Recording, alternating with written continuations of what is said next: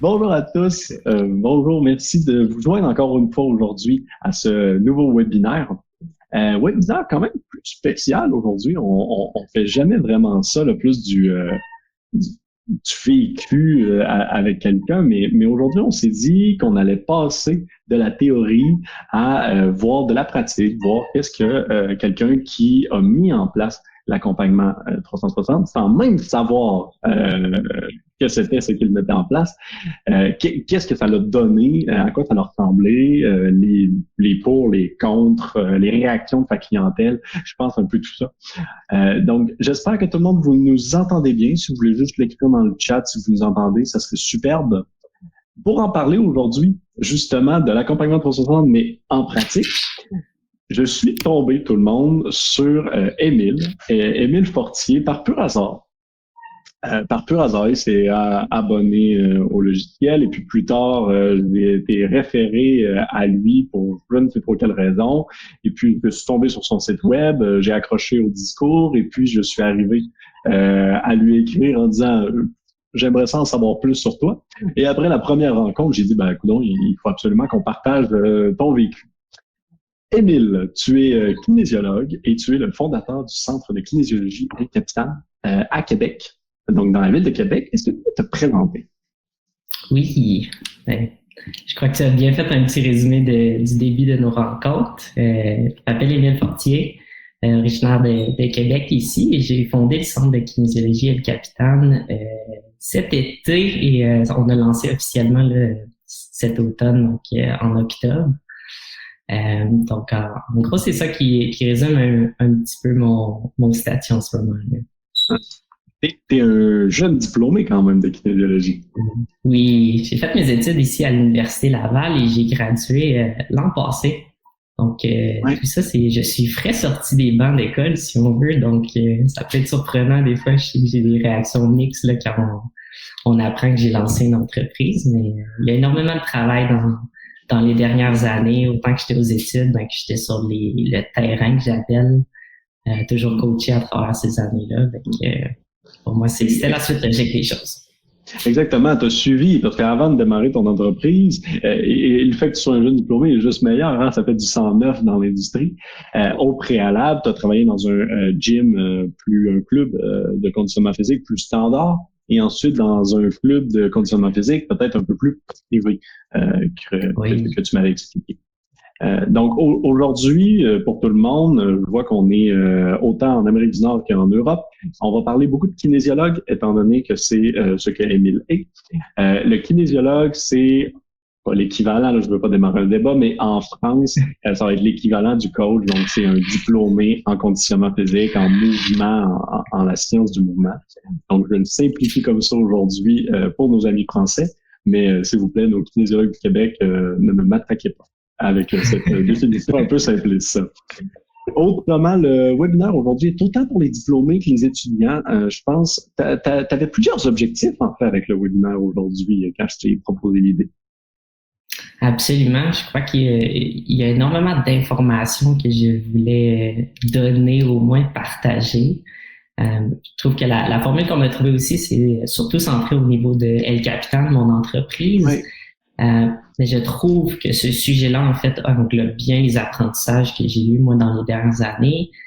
Et pour moi, El Capitan est un peu le résultat de tout ça, de toutes ces découvertes, de ces expérimentations-là. Donc, je crois que ça va vous donner un petit œil sur le parcours que j'ai vécu, les leçons que j'ai apprises et aussi la vision long terme que j'ai. Donc, je pense que ça va être un beau webinaire là, pour partager un petit peu tout ça. Là. Je te propose qu'on parle en premier plus personnel à toi en tant que tel.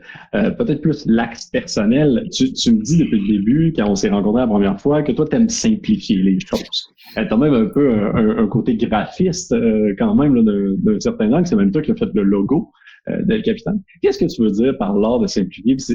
Qu'est-ce que tu veux transmettre par l'art de simplifier dans ton entreprise? Oui. L'art de simplifier, je crois que j'en ai pris connaissance dans ma pratique, peut-être un an après mes débuts, un an et demi. Et c'est à travers un peu des lectures que j'ai comme constaté que simplifier est un art particulier dans le sens qu'il faut prendre un concept qui est complexe et le distiller à son essence. Et quand on dit comme ça semble simple, mais quand on est dans l'univers, comme disons, de l'activité physique, il y a tellement de variables, il y a tellement de concepts, si on veut, comment on simplifie ça?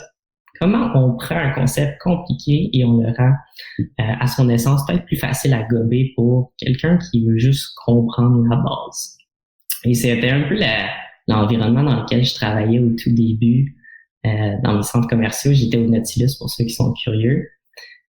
J'étais encore sur les bancs d'école, j'avais énormément d'informations dans ma tête et je me retrouvais souvent à donner beaucoup d'infos, à garrocher un peu à mon client. Moi, je pensais que c'était montrer un peu que j'étais bon, que je savais ce que je faisais. J'ai découvert rapidement que les clients n'en retenaient pas énormément d'informations, que je perdais énormément d'énergie dans la relation, si on veut. Et là, je me grattais la tête. Comment ça? J'ai toutes sortes d'informations, il en retient pas beaucoup. Ils la veulent pas. Voilà. Et là, c'est à travers les lectures, certaines de mes apprentissages, juste en jasant et en ayant de l'expérience sur le terrain, j'ai réalisé, OK, des fois, une phrase bien sélectionnée ou un concept bien dit va faire beaucoup plus de chemin que 10 minutes d'un monologue particulier sur un certain sujet. Donc, c'est ça qui m'a amené sur le chemin de la simplification. C'était OK, voici mon problème, comment je simplifie, ce serait quoi les premières étapes à faire en vue. Et pour moi, c'est ça a changé vraiment la façon que je vois mon emploi, la façon que je coach également. Donc, l'objectif aujourd'hui, c'est justement un peu de transmettre comment tu as fait. On parle, et sûrement tout le monde qui nous écoute aujourd'hui ont déjà entendu parler de la vision que XFIT on transmet quotidiennement en tant que tel, mais il y a toujours le comment passer à l'action. Toi, de ton côté, tu n'avais jamais vu un de nos webinaires, mais tu es arrivé à cette nouvelle approche, cette nouvelle façon de faire un peu par toi-même. Est-ce que tu veux nous parler un peu justement, là, qu'est-ce qui motive cette approche qui, de ton côté, est plus centrée sur le client et son environnement? C'est une bonne question. J'ai toujours eu ce côté-là humain, si on veut, qui est important pour moi. Je ne sais pas si ça a été de mon environnement dans lequel j'ai grandi, mais pour moi, le contact humain, parler vraiment avec une personne, ne pas être perdu dans nos pensées ou perdu dans ce qui s'en vient dans le futur, dans le passé, être vraiment avec la personne. C'est toujours quelque chose qui a piqué ma curiosité. Et quand j'étais coach, si on veut, dans mes apprentissages, ça a été la difficulté d'essayer de ramener les deux. OK, je suis un bon coach technique, je suis capable de bien enseigner un squat, mais est-ce que je suis capable de bien communiquer à l'humain qui est devant moi? Fait que si on veut, cette capacité de jumeler les deux compétences, c'est ce qui m'a amené à découvrir l'approche 360, la perfectionner également. Donc, et donc, le client est au cœur de tes interactions, toi, dans ce que tu fais au quotidien. Qu'est-ce que ça prend comme forme, là, justement, au travers, je sais pas moi, des compétences du client que tu peux développer, de la relation avec lui ou de son autonomie?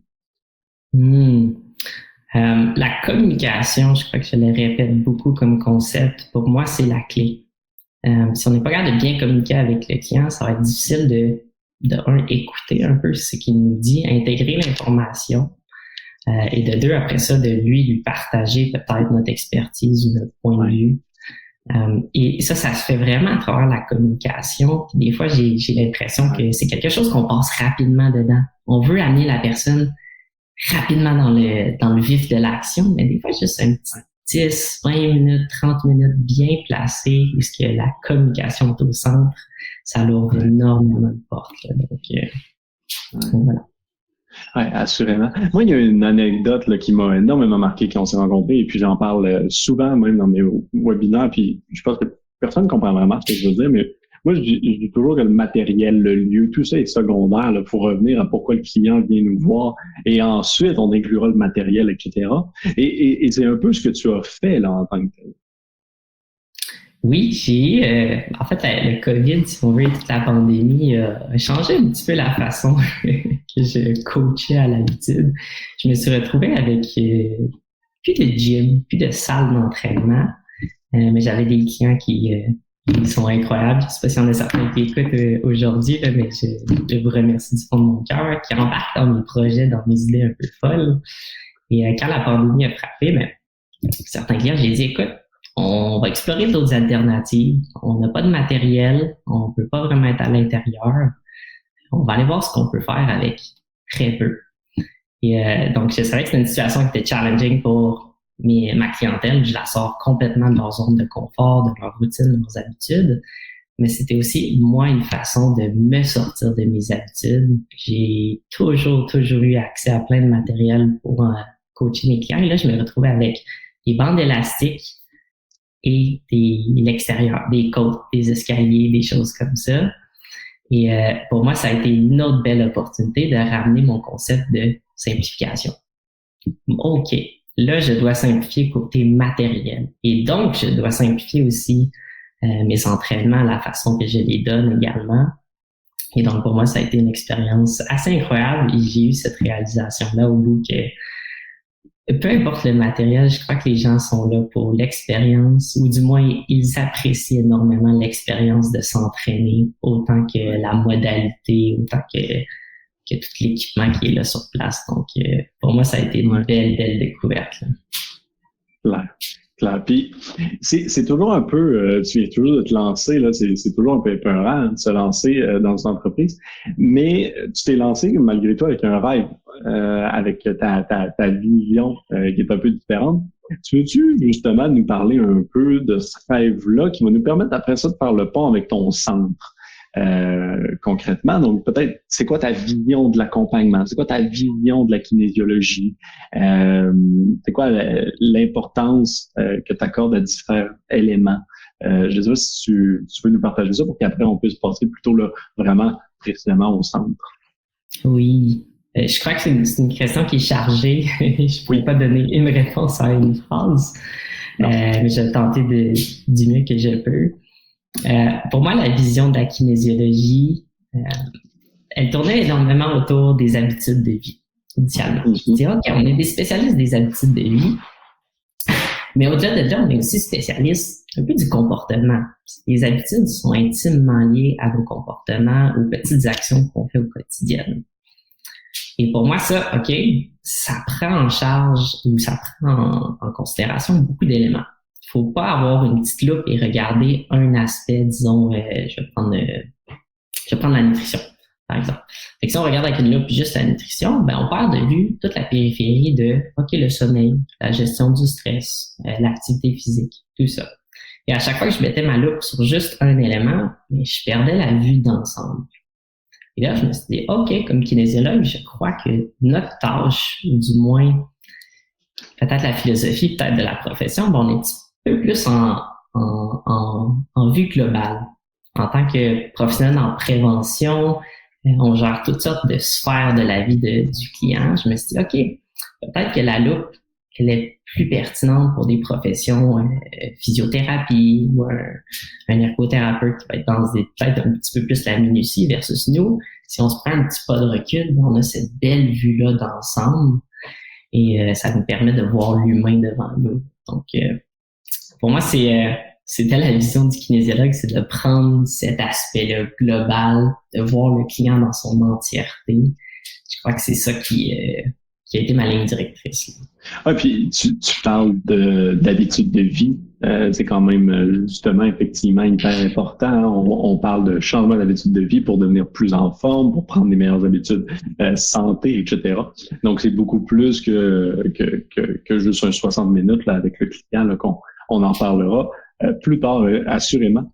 Tu as eu aussi plusieurs mentors dans tout ce processus-là. Là. Pour les gens qui commencent, qu'est-ce que tu leur conseillerais par rapport à l'apport d'un mentor dans le processus d'affaires? Oui, je parle d'expérience personnelle, donc c'est toujours à prendre avec un petit bémol, mais pour moi, avoir un mentor, ça a été un pilier ou du moins une marche vers mon progrès personnel. Lorsqu'on a un mentor, on a une personne à qui on peut se référer, on a une perspective qui est différente et qui est des fois quelques années devant nous. Donc, il y a des troncs communs, si on veut, qu'on va vivre comme expérience. Puis des fois, avoir un mentor, ben, il permet de donner un petit feedback de « Ah ouais, je l'ai essayé ça ici, voici ce que j'ai constaté. » Puis là, toi, avec cette information-là, ben, tu peux l'essayer à nouveau, peut-être avec ta petite twist, si tu es plus tenace comme je l'étais. Ou des fois, tu peux juste prendre cette information et te dire « OK, ça a peut-être moins bien fonctionné si on le fait comme ça. » Je pense dans un aspect collaboratif, si tout le monde en a cette vision-là des choses, on est capable de faire beaucoup de progrès puis de le faire un petit peu plus rapidement. Donc, pour moi, le mentor, il m'a servi à ça, de me donner des petits guides, des petites directions vers où aller ou des chemins peut-être qui avaient déjà été empruntés, qui n'ont pas mené à un franc succès. Non, puis tu le dis malgré tout, c'est de comprendre qu'est-ce qu'il a fait pour éviter des pièges, mais maintenant, dans ton discours, tu parles quand même de savoir quand peut-être refaire quelque chose que quelqu'un a malgré tout fait, peut-être avec juste quelques twists, quelques changements, et qu'effectivement, ça peut fonctionner parce que peut-être qu'il manquait quelque chose quand il l'a fait. Oui. La relation mentor, c'est un équilibre entre apprendre et en même temps être un peu tête dure, puis peut-être réessayer ou du moins partir un peu dans sa propre direction.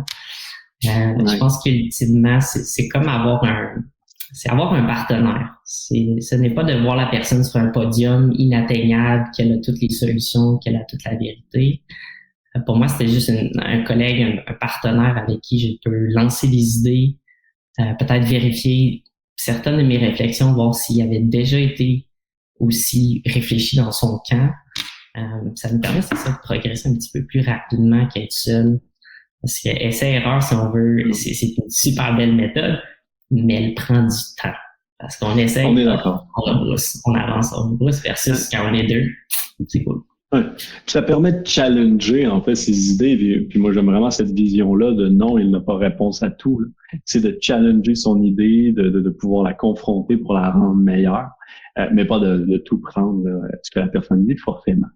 Bon, donc tout ce background-là, hein, toute cette vision-là, l'étudiant Émile a décidé de mettre en place un centre. Le centre, il l'a appelé El Capitan. Donc, ça existe actuellement. C'est ouvert depuis début octobre. Tu as même déjà une super belle croissance qu'on parlait en début de podcast. Est-ce que tu peux nous dire, maintenant qu'on connaît un peu plus ta vision, hein, ta vision qui est axée sur le client, ta vision qui est axée sur le changement des habitudes de vie, ta vision qui est pas sur fournir le plus d'informations possible aux clients, ta vision qui est aussi avec le matériel est second. Donc, dans ce que tu nous expliques. Comment tout ça, est-ce que ça prend lieu dans ton offre concrètement? Excellente question. El Capitan, pour moi, c'est trois valeurs ou trois axes fondamentaux vers lesquels je me suis orienté. Et c'est des axes que j'ai trouvés, j'ai exploré, si on veut, dans mes dernières années.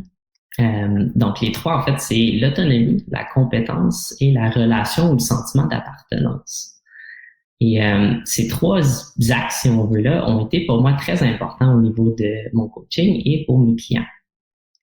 Et donc, je vais aller peut-être un petit peu plus en détail dans chacun et comment ils se retrouvent chez El Capitan. Donc, le premier que j'ai débuté très fort avec, c'est le sentiment de compétence. Donc, pour le client, ça veut dire, est-ce que je sens que je fais la bonne chose? Est-ce que je me sens capable? Est-ce que je me sens en confiance de faire X mouvement ou X entraînement? C'est un aspect qui est super important dans une démarche et c'est souvent le kinésiologue à travers son expertise, une bonne communication, qui est capable de bien gager, si on veut, l'intensité de l'exercice ou le choix de l'exercice. Au début de ma carrière, j'ai appris que si mon client ne se sent pas compétent, est-ce que ça va être très durable comme démarche? Plus ou moins. La seconde chose que j'ai travaillé, ça a été l'autonomie. Et là, c'est vraiment l'aspect de centrer l'interaction sur le client, le laisser être un peu capitaine de son bateau, maître de ses décisions. Fait que si nous, comme kinésiologues, on veut absolument travailler la rotation interne de sa hanche, avec lui, le client, il veut faire du basketball, il veut faire du volleyball, il veut se préparer pour de la nage. Des fois, il faut prendre un petit peu notre côté perfectionniste de kin, puis de se ramener à ce que notre client veut, puis est-ce que notre rotation interne de hanche vaut vraiment tant aux yeux du client? Est-ce qu'on peut s'en passer? Ou est-ce qu'on peut le mettre dans un second plan? Ou est-ce qu'on peut le travailler moins rapidement, mais en même temps de faire du basket? Exactement. Je dis pas que c'est mauvais de ne pas travailler. Non.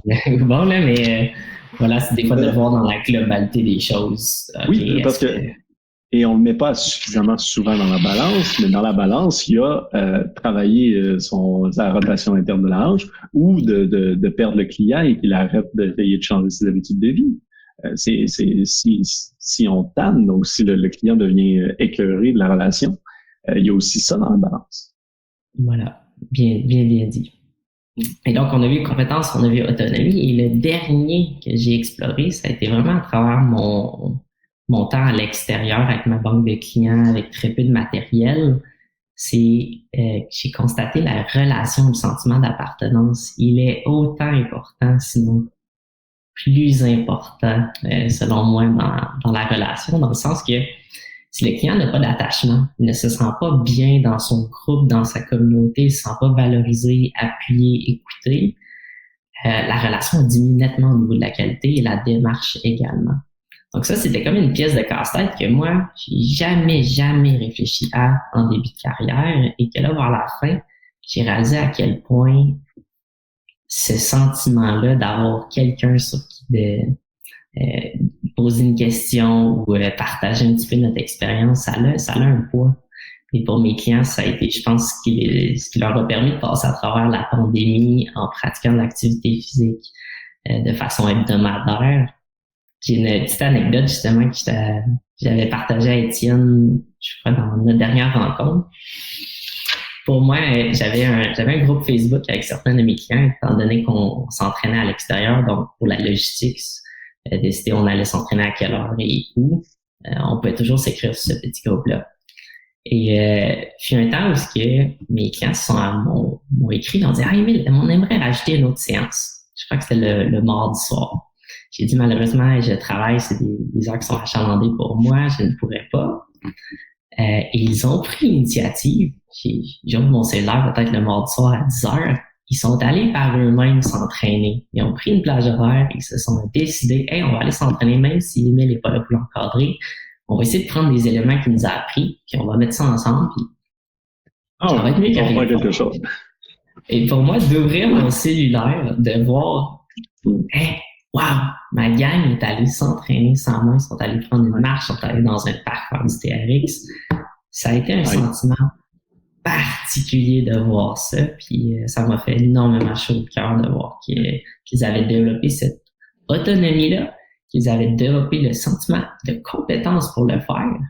Et tout ça, je pense, la colle, c'était la relation, le sentiment d'appartenance qu'il y avait un envers l'autre. Ah, ça signifie effectivement beaucoup. Tu as même, justement, dans cette relation que tu parles, tu as même une bibliothèque puis un petit moment café, là, quand même. Bon, je veux pas, mais qui même j'ai appris que des fois c'était des moments IPA, bière, juste d'être honnête ici. Mais tu as un espace café en plus dans ton gym. Oui, on parlera peut-être de IPA après le café. Mais quand on s'éveille la salle, on voit même le petit plan sur le PowerPoint. J'avais le choix. Je pouvais faire le 1500 pieds carrés ici qu'on a complètement plein d'appareils pour le centre.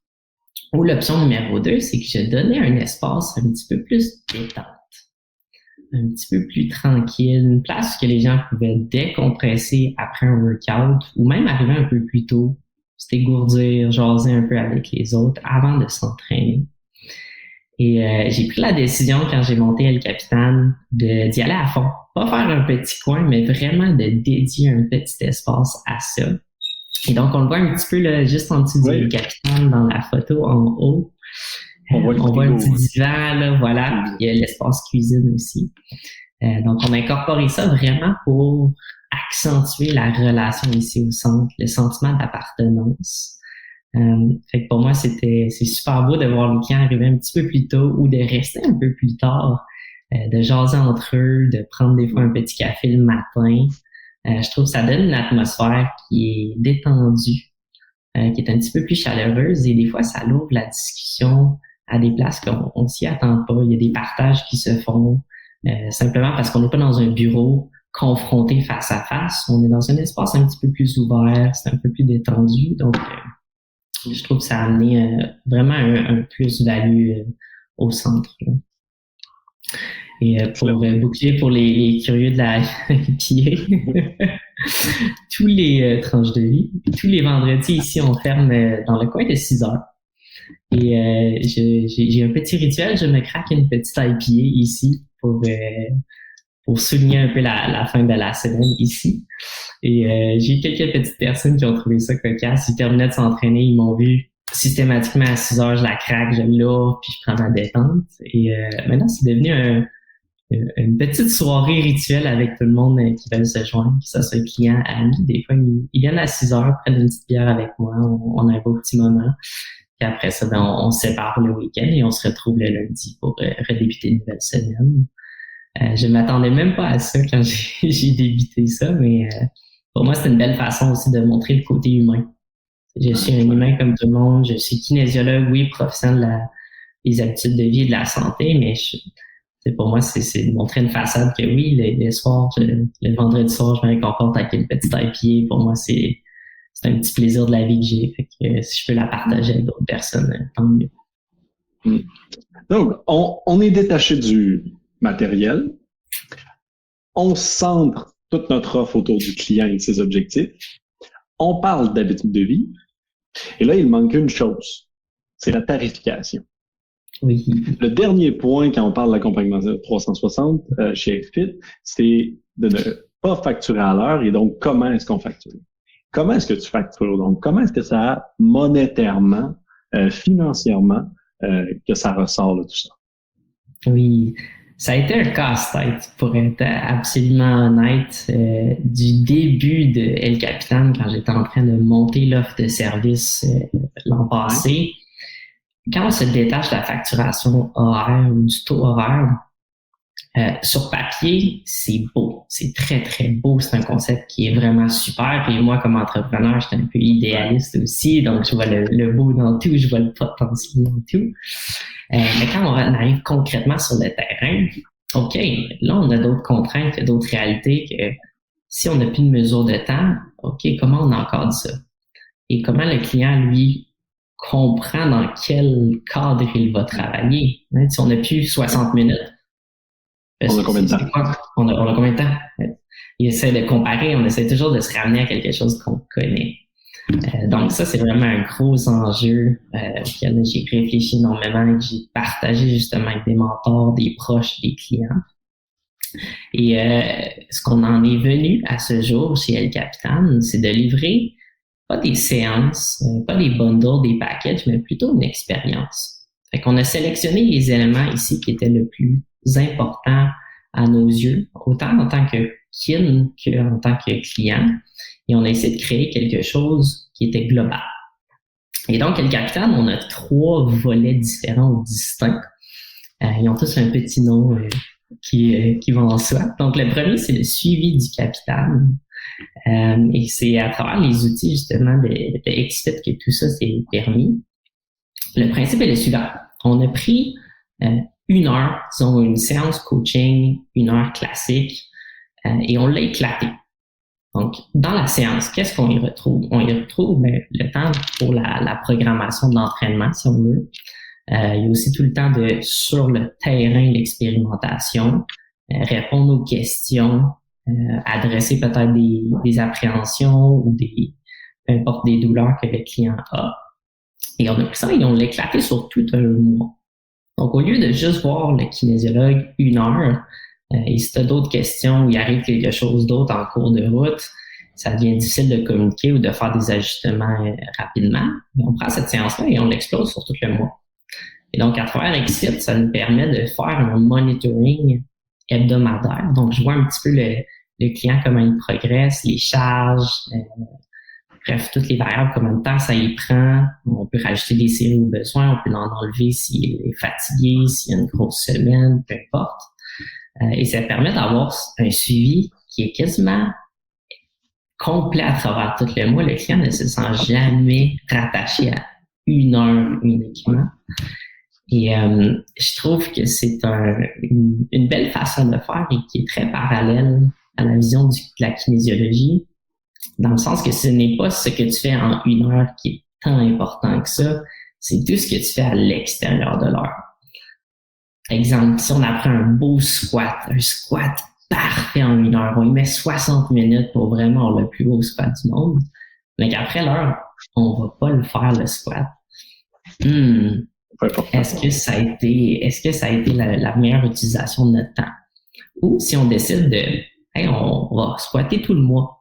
Et à travers chaque semaine, on va progresser ce squat-là. Puis peut-être qu'au bout du mois, on va atteindre le même niveau qu'au bout de 60 minutes, mais on va l'avoir fait progressivement, puis on va s'être assuré qu'il y a un suivi à travers tout ça, il y a un accompagnement. Il y a un changement des habitudes. Absolument. Ici, un pépin, il arrive à quelque chose, mais on est capable de très proactivement le corriger. Et pour moi, ça change la façon que moi, je coach mes clients. Et je trouve fondamentalement que ça change la relation et la perspective du client également. Donc ça, c'est le volet. Exact. Ça, c'est le volet. J'allais dire ça, c'est le volet suivi, mais même l'accès au club est étrange, entre guillemets, donc il est différent. Absolument, voilà. Et ce principe-là, il est peut-être le plus difficile à comprendre lorsqu'on met les pieds chez El Capitan, c'est OK, je suis suivi à faire tout le mois. Oui, c'est comme ça que ça fonctionne. Je suis pas là avec un chrono à chronométrer à chaque fois qu'on se pose une question, à chaque fois que je suis avec toi. Ça fait partie vraiment de l'aspect global. Si on a besoin de se rencontrer un petit 10 minutes par téléphone ou s'envoyer un petit visio, il n'y a aucun souci. Ça fluctue à travers les mois. Des fois, la demande est plus haute, des fois, la demande est plus basse. Puis ça nous permet d'onduler à travers le temps une belle relation. Donc, ça, c'est le suivi du capital.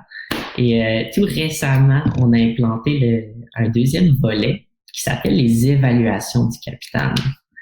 Et donc, pour moi, c'était important de mettre encore l'emphase sur le sentiment d'appartenance ici au centre et d'avoir aussi des métriques de progrès. Donc, j'ai réalisé à travers ma pratique que faire des évaluations, ça prend considérablement du temps. Et je me demandais, OK, c'est quoi la pertinence de prendre 2 heures avec mon client pour faire une méga grosse évaluation, puis qu'au bout de 2 heures, il n'a même pas encore son programme, il n'est même pas encore parti. Est-ce qu'il y a une façon de rendre ça un petit peu plus plaisant et que ça soit plus efficace dans le temps? Et donc, c'est là est arrivé les évaluations du capitaine. Une fois par mois, tous les samedis ici, le centre est complètement fermé. Mais on accueille nos clients en petits groupes semi-privés pour faire des évaluations de groupe. Et donc, ça me permet de voir plusieurs personnes ensemble et de créer une atmosphère qui est vraiment le fun. Tout le monde est en gang, tout le monde est là pour se pousser. Et c'est quelque chose qui est récurrent à l'horaire. Donc, ça permet d'avoir un petit quelque chose dans notre tête. C'est vrai, dans 2 semaines, j'ai mes évaluations, je vais peut-être redoubler un petit peu d'effort. Et ça, je trouve que ça a une valeur qui est énorme. D'autant plus que les gens ont un plaisir fou à s'évaluer en groupe, à se challenger, à s'encourager. Donc, c'est une formule qui est encore jeune ici. On est encore en train de la tester, de la peaufiner. Mais ça rentre aussi dans notre esprit de globalité qu'on a adressé. Et donc, dans ce contexte-là, où est-ce que tu ne vends pas une heure, comment est-ce que tu fais pour mesurer ou comment est-ce que tu fais pour faire du privé et que la personne...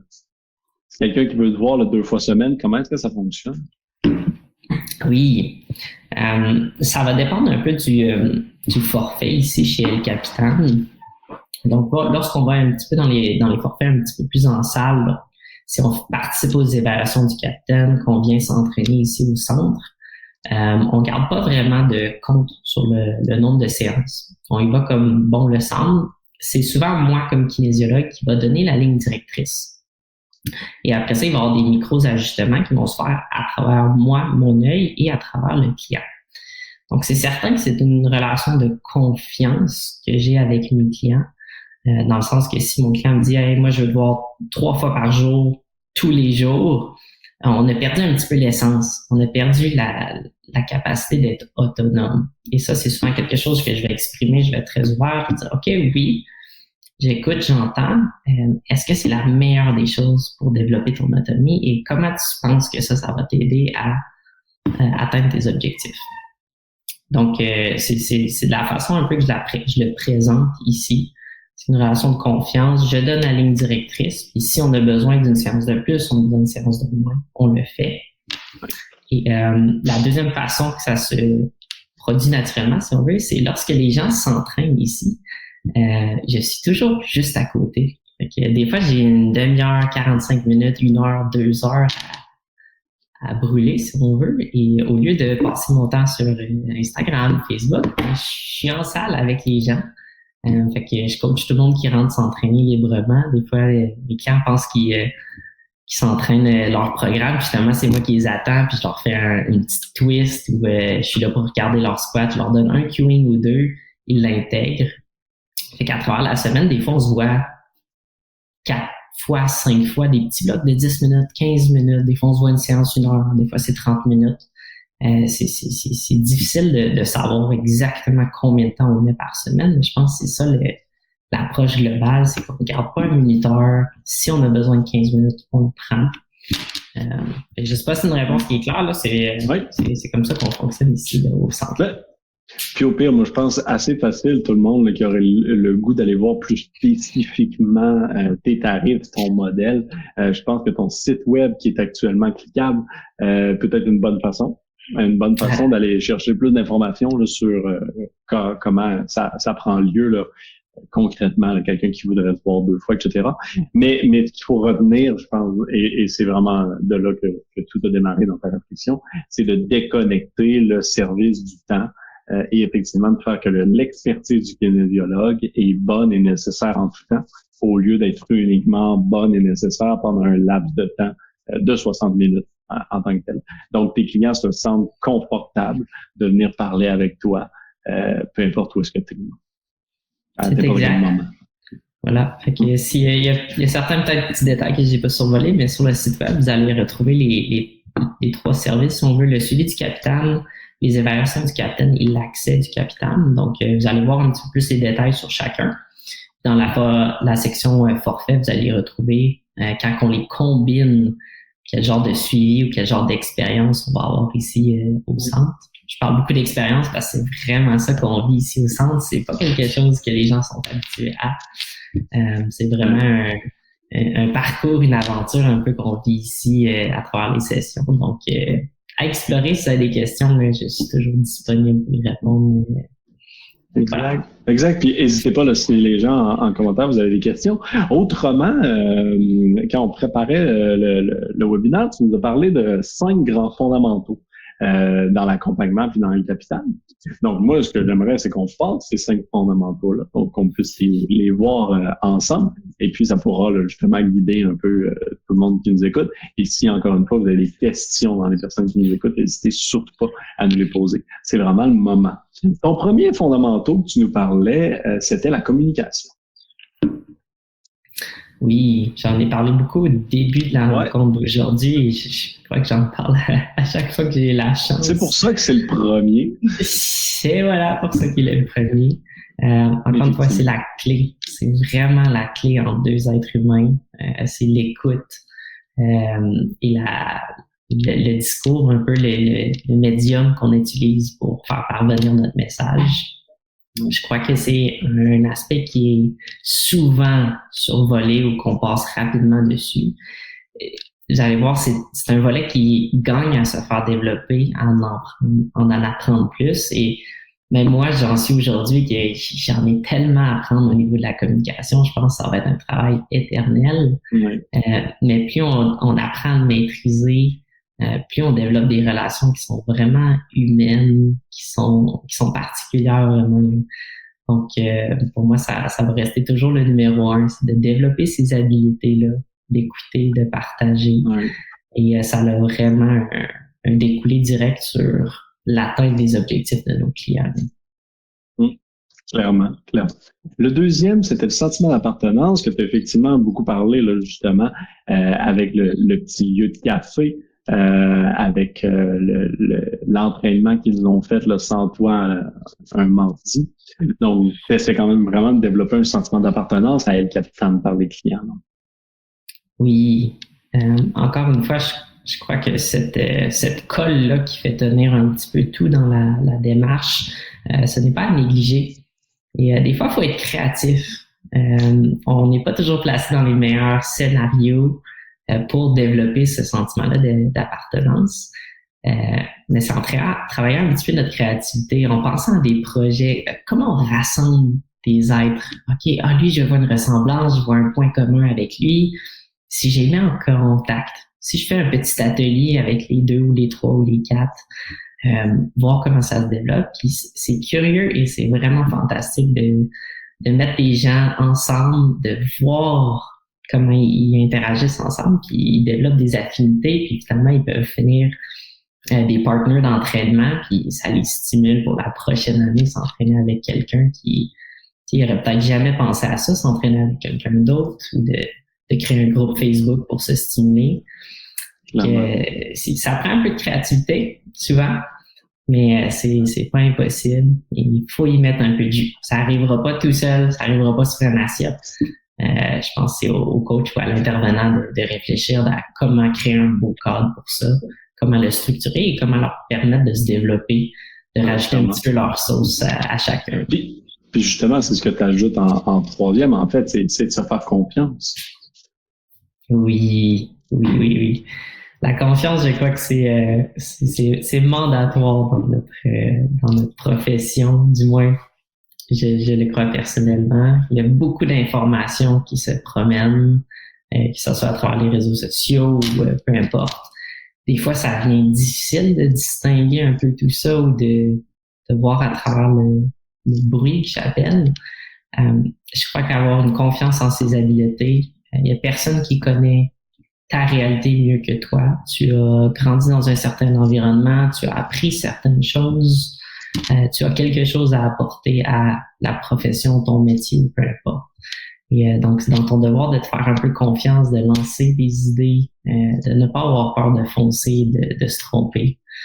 Je crois que la peur d'échouer, des fois, peut être un grand frein lorsque c'est juste un beau vecteur pour le progrès. Là.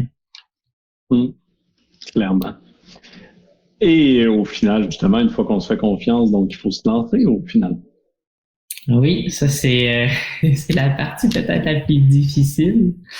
Mais j'ai souvent une petite anecdote et c'est tiré de Will Smith. Je crois qu'il a dit ça il y a quelques années. L'anecdote, en fait, c'est un saut en parachute. Peut-être quelques-uns d'entre vous ont fait l'expérience. Tout le long de l'inscription, si on veut, jusqu'à la nuit avant le saut en parachute, on a la chienne. Ça fait terriblement peur. Là, quand l'avion décolle, on arrive pour monter. C'est le moment le plus terrible. On se dit, c'est fou, je vais sauter dans le vide, c'est absolument débile, je pourrais rester au sol et ne pas faire ça. On arrive, on ouvre la porte, absolument terrible ce qui se passe dans notre tête. Et là arrive le moment où on saute. On est dans le vide. Et c'est là qu'on est le plus en danger, si on veut. C'est là qu'on est des milliers de mètres et on tombe. Mais c'est aussi le moment où il n'y a plus vraiment de peur. On fait juste profiter un peu du moment. On a comme un sentiment d'euphorie. On est fiers de l'avoir fait. On est fiers d'avoir sauté. Et pour moi, c'est un peu ça. Se lancer en entreprise ou lancer des projets. Des fois, on a très, très peur du décollage de l'avion. On est dans la porte. On est si proche d'un beau moment, mais des fois, c'est ce gros frein-là qu'on s'attarde à, mais sauter, vous allez voir, c'est un moment incroyable et c'est comme ça que, selon moi, on grandit, là, c'est toujours en repoussant un petit peu la petite zone de confort qu'on se fait autour de nous, là, essayer de pousser à gauche, à droite, en arrière, repousser les frontières de ce qu'on connaît puis de ce qu'on maîtrise. Ouais. Ça repousser, mais toujours en s'écoutant là, malgré tout, en étant certain de toujours rester dans ce en quoi on croit, nos limites. Oui. Écoute, on a fait quand même un très, très bon tour de ton entreprise et donc de ton parcours, de ta vision, de ce que tu souhaitais mettre en place avec El Capitan, puisque tu as réussi même aujourd'hui à mettre en place avec El Capitan. Pour avoir certaines informations, puis pour t'avoir côtoyé là, pendant un petit moment au préalable, je pense que vraiment, tu as une superbe entreprise. Je te l'ai déjà dit. Et le modèle est un modèle que j'adore, que je trouve périn pour le futur. Donc, que je trouve très beau. Donc, pour ça, je te félicite. Si certaines personnes qui nous écoutent ont des questions avant qu'on se laisse par rapport à son modèle, par rapport à comment il fait, peut-être vous avez des questions par rapport à sa tarification, vous êtes peut-être allé voir son site, etc. N'hésitez surtout pas à les mentionner à l'heure actuelle avant qu'on se laisse officiellement. Autrement, je vous invite aussi à télécharger le e-book qu'on a écrit justement sur l'accompagnement 360. Le e-book s'appelle Le futur ne sera pas digital. Ça a l'air étrange, mais c'est justement pour faire le pont avec ce que Émile disait du matériel qui n'est pas nécessaire. Souvent, et en étant un logiciel chez XFIT, on voit beaucoup de personnes qui arrivent vers nous et qui disent que leurs clients viennent pour une application comme XFIT. Mais c'est effectivement décentralisé de ce pourquoi le client vient pour de vrai. Il vient pour le suivi, pour la qualité du suivi, pour atteindre un objectif, pas nécessairement là, pour juste avoir une application mobile. Donc, le e-book, c'est un peu à ce à quoi il fait référence dans le titre. Et ensuite, il parle énormément là, au travers de 30 pages de contenu pur et dur de comment faire en sorte pour mettre en place l'accompagnement 360. Émile, est-ce que tu aurais un mot pour la fin à transmettre à tout le monde qui nous écoute? Certainement, mais j'aimerais tout de même prendre le temps de remercier toute l'équipe chez XFIT et toi en particulier, Étienne, d'avoir permis cette rencontre-là pour moi. C'est comme un petit rêve de gamin, si on veut, de collaborer avec vous. Puis merci de m'avoir donné cette opportunité-là et cette plateforme-là pour partager mon histoire. Je crois pas avoir la vérité infuse du tout, mais si je peux faire un petit progrès ou, comme je disais, avec l'histoire des mentors, peut-être tester une avenue, une branche, puis qu'après ça, il y a quelqu'un qui passe derrière moi qui le fait mieux puis qui décide d'y donner sa twist. Écoute, moi, je vais être très, très content de rencontrer cette personne et de l'encourager. Et à tous ceux qui... Très heureux. Oui, non, j'allais dire, je suis vraiment très heureux, moi, de parler. On parle de ça depuis toujours. Les gens utilisent notre logiciel, mais c'est toujours agréable d'avoir un vrai utilisateur, une vraie personne, un vrai kinésiologue qui l'applique, puis ça à quoi ça ressemble, et surtout d'avoir le terrain, les réactions de tes clients qui sont positifs. C'est très agréable de le voir en vrai, là aussi. Là.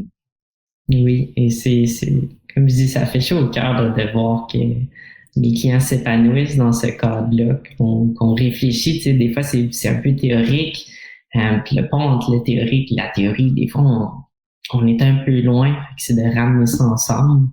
Et pour moi, XFIT, c'est un de ces vecteurs-là qui me permet de prendre cette conceptualisation-là du suivi éclaté, du suivi global, puis de donner vraiment un outil concret, des méthodes pour le travailler. Donc, pour moi, c'est indispensable, mais de là pourquoi je vous remercie énormément pour votre travail. Super. Pour tout le monde, oui. Pour tout le monde qui nous écoutent, je vois des petites questions qui rentrent peut-être. Oui, ben, je te la poserai tout après, effectivement. Oui, mais à tous ceux qui nous ont écoutés, que ça a peut-être piqué la curiosité, vous pouvez toujours fouiller à travers le site web ou simplement nous envoyer un petit courriel info@elcapitankin.ca. Tout ça, c'est des concepts qui sont assez nouveaux, si on veut. Nous, ici, chez El Capitan, on est dans notre première session. Donc, elle commençait en octobre et elle se termine maintenant en décembre. Une session qu'on appelle terrain de jeu. Donc, autant pour moi, en tant que kinésiologue, on est en train de tester des choses, des évaluations du capitaine et toutes sortes d'autres petits projets. Et la prochaine session, en fait, va débuter en janvier. Donc, s'il y en a qui sont curieux d'en savoir un petit peu plus, savoir quel genre de projet ou qu'est-ce qui s'en vient pour l'hiver, envoyez-nous un petit courriel ou contactez-nous directement à travers Messenger. On est super ouvert à la discussion. Si vous avez des commentaires, des idées peut-être que j'ai pas explorées aujourd'hui, mais qui vous font mijoter dans votre tête et que vous aimeriez avoir mon pouls, sentez-vous bien à l'aise. Je pense que ça fait partie de la... Ouais, ça fait partie. Excuse-moi, Étienne. Non, mais tu viens de parler du concept de session qu'on n'a même pas parlé, effectivement, mais qui est un superbe concept là, que tu as mis en place. Fait qu'effectivement, ça fait partie de la beauté de démarrer une entreprise, d'aider la personne d'après là, en tant que telle. Puis même les gens qui voudraient en savoir plus, comme sur le concept de session, qui te permet d'avoir une vie, d'avoir des vacances dans l'année. C'est un très bon concept là, que tout le monde pourrait appliquer aussi. On a justement une question de Nicolas qui nous demande, au-delà des principes que tu appliques dans ta salle, donc des principes qu'on vient de parler, comment est-ce que tu fais pour te démarquer et pérenniser sur le long terme? Avant de te laisser aller sur la question, je pense, pour peut-être répondre un minimum à Nicolas de mon côté, en fait, c'est que pour te démarquer et pérenniser l'entreprise sur le long terme, les principes que tu appliques font que tu te démarques et que tu pérennises ton entreprise sur le long terme. Donc, il faut faire attention à ne pas séparer les deux concepts. Le fait que tu ne charges pas à l'heure, mais que tu charges par forfait, ça fait peut-être plus de fidélisation, plus de bouche à oreille. Le principe de l'humain au centre fait en sorte, encore une fois, que tu as une plus grande pérennité de la clientèle et donc une meilleure entreprise long terme. Donc, juste pour répondre rapidement à Nicolas, avant que tu prennes ta réponse personnelle, pour moi, la réponse serait, en fait, on peut pas dire au-delà de, dans le sens où les deux sont intrinsèquement reliés ensemble au final. Mais je te laisse y répondre. Je crois que c'est très bien dit de la part d'Étienne, dans le sens que ces deux-là sont intimement liés. Pour nous, le facteur de différenciation, c'est vraiment ça, cette approche-là qui est éclatée, qui est globale, qui nous permet de démarquer un petit peu de ce qui existe à Québec. C'est le côté un petit peu plus niche de l'entreprise. On n'est pas 1 million ici, il n'y a pas un roulement de clients ici. À chaque fois qu'il y a quelqu'un qui rentre, qui s'abonne, il intègre une famille. C'est vraiment comme ça qu'on le vit ici. Il intègre une expérience. Donc, pour nous, c'est vraiment ce facteur-là qui nous différencie. C'est qu'on vient chercher quelque chose de particulier ici. On vient retrouver un environnement, on vient retrouver des professionnels et une approche qui est un petit peu différente de ce qu'on voit ailleurs. Est-ce que c'est pour tout le monde? Je ne sais pas, peut-être pas, mais pour les personnes que ça colle et que ça résonne, je crois sincèrement que le Capital est une façon de voir les choses un peu différemment en 2021. Clairement. Puis peut-être là, pour revenir, Nicolas, sa question, peut-être concrètement aussi, là, comment est-ce que tu trouves des clients au quotidien? Donc maintenant que tu as une image et quelque chose à transmettre, est-ce que tu trouves juste des clients par bouche à oreille? Beaucoup de bouche à oreille. Je dirais peut-être 95 à 99% ici sont vraiment du référencement. Et pour moi, c'est fantastique. En fait, j'adore avoir quelqu'un qui m'est référé. On a comme un réseautage qui est un petit peu avec des petites branches. Fait que ça part de quelques clients qui m'ont suivi depuis des années. Et après ça, c'est des amis, des connaissances, des membres de la famille. Et c'est fun parce que ça fait vraiment grandir l'aspect de famille ici. Il y a des petits liens un peu partout, il y a des petites blagues, il y a des insides qui sortent des fois que on le savait pas. Non, c'est un peu comme ça qu'on fonctionne ensemble. On a une capacité aussi qui est maximale. Je suis humain. Je peux pas coacher 200 personnes en même temps. Donc, je pense que ça rajoute vraiment la qualité. C'est que tout le monde est intimement lié. Puis, voilà. Excellent. Ben, j'espère que ça répond à la question de Nicolas. Mais effectivement, là, comment le branding et l'image là, a un impact ensuite sur l'ensemble de l'entreprise. Je pense que ça, on l'oublie trop souvent. Là. Et une bonne preuve de ça, c'est quand je vois juste quelqu'un qui essaie de faire un rabais sur son offre en espérant que tous les clients vont affluer là, par la suite. Donc, c'est une technique, mais sans le concept et les principes en arrière, effectivement, que ça n'a jamais, en fait, pour l'avoir vu à plusieurs reprises, l'impact souhaité. Donc, toujours travailler sur le message, sur le pourquoi de l'entreprise avant d'essayer effectivement plein de techniques marketing, de vente, de réseaux sociaux, de publicité sur le web, etc. Il faut toujours un peu revenir là, sur le pourquoi de l'entreprise au préalable.